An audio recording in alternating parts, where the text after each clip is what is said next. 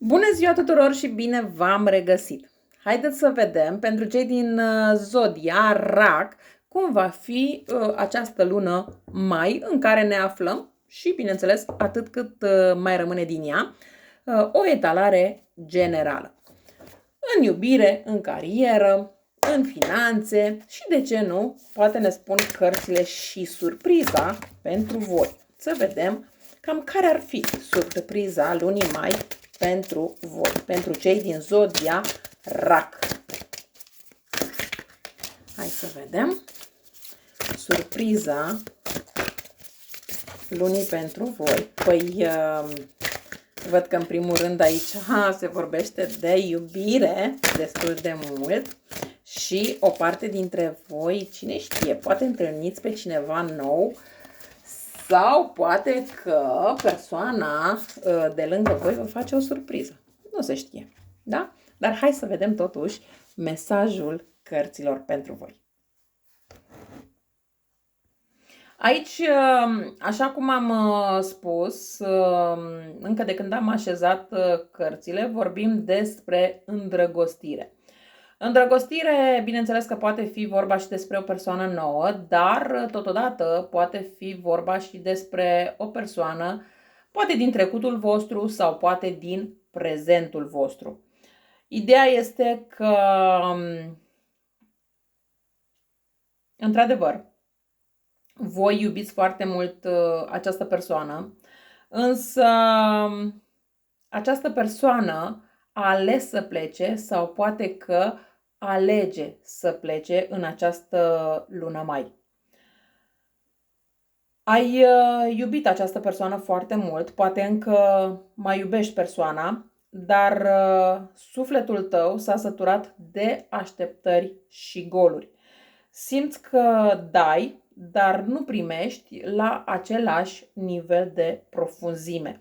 Aici este bine inclusiv și pentru cei care vă îndrăgostiți în această lună mai, să aveți grijă de cine vă îndrăgostiți. Este bine să testați această persoană încă de la început, ca să nu aveți mai apoi surprize. Aici mai pot spune că acel 3 de cupe sugerează o dinamică în 3. Fie literal, adică un triunghi amoros sau un alt interes în ecuație, fie metaforic. Tu, el și umbra relației care a fost odată. Aș putea spune că ești prins într-o poveste care ți-a oferit cândva emoție, dar acum trăiește din trecut. Dacă inima ta încă speră că aici lucrurile se vor îmbunătăți, aș putea să spun că speră degeaba. Și aș putea să spun că în această lună mai moare inclusiv și această speranță de îmbunătățire. E timpul să te detașezi de această speranță și să vezi ce poți face pentru un viitor mai bun pentru tine.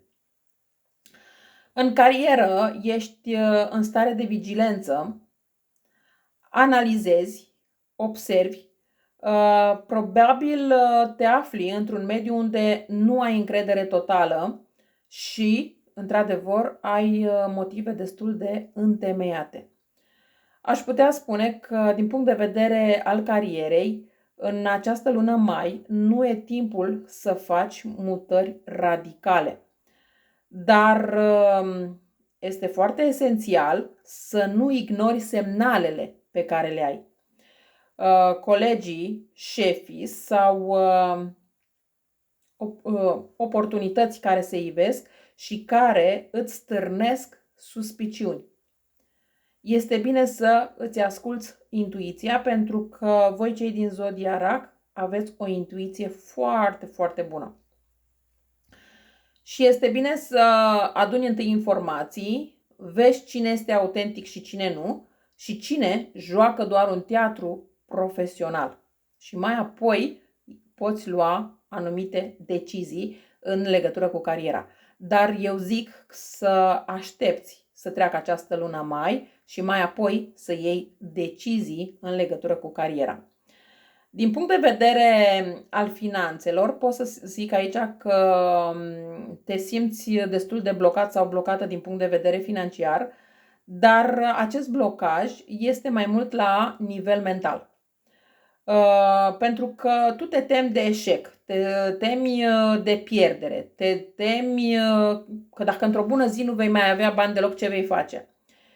Și tocmai acest lucru te ține în loc. Bucură-te de finanțele pe care le ai, indiferent de dacă sunt multe sau puține, pentru că atâta timp cât tu ai frica că rămâi fără și după nu o să te descurci și nu o să poți să ieși la lumină și așa mai departe, te blochezi singură și ții finanțele departe de tine.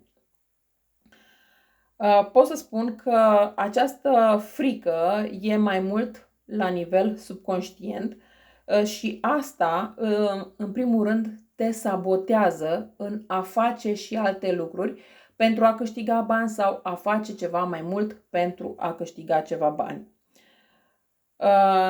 Voi este posibil chiar să aveți, poate de la părinți, poate de la bunici, din familie în general, un anumit tipar, un anumit program care a rămas în subconștientul vostru și anume e ca și cum îți spui singură, nu merit să câștig ușor.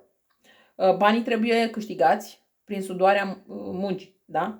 Trebuie să muncesc până la epuizare ca să primesc. Nu este chiar așa.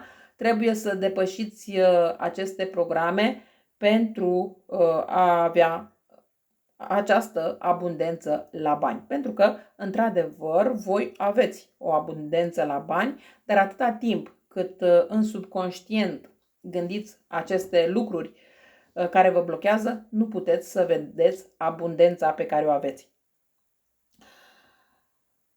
Aș putea spune aici, pentru voi, că această lună mai îți va oferi o confruntare cu realitatea în care te afli.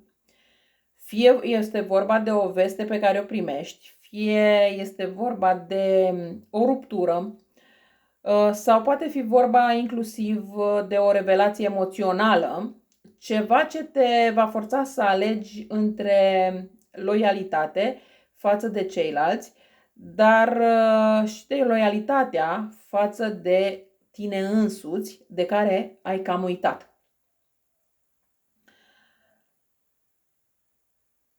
Ca și surpriză aici, nu știu dacă putem să o numim chiar surpriză, pentru că nu este tocmai o surpriză, dar ideea este că este vorba de o eliberare dureroasă, dar o eliberare necesară. Vei înțelege într-un mod destul de radical că dragostea adevărată nu doare constant. Că dacă trebuie să stai vigilentă lângă cineva, nu este iubire, ci doar supraviețuire. Mesajul lunii mai pentru voi cei din Zodia Rac este să nu te mai lași atras sau atrasă în dansuri emoționale în care tu ești singura care simte totul. Ridică-te, ieși din iluzie și revendică-ți energia. Iubirea autentică nu te face să te îndoiești în primul rând de tine. Este posibil ca persoana de lângă voi să vă spună în permanență că din cauza voastră se întâmplă anumite lucruri în această conexiune și voi chiar să fi ajuns la această concluzie că dacă voi ați fi tăcut din gură, dacă voi n-ați fi făcut lucrul respectiv, poate că relația ar fi fost diferit. Dar aici, în această situație, nu sunteți doar voi de vină, este doar vorba despre ceea ce vrea să impregneze asupra voastră acest partener. Eu cam atât am avut de spus și pentru voi, cei din Zodia Rac. Vă mulțumesc că m-ați ascultat și vă doresc o lună cât mai frumoasă. La revedere!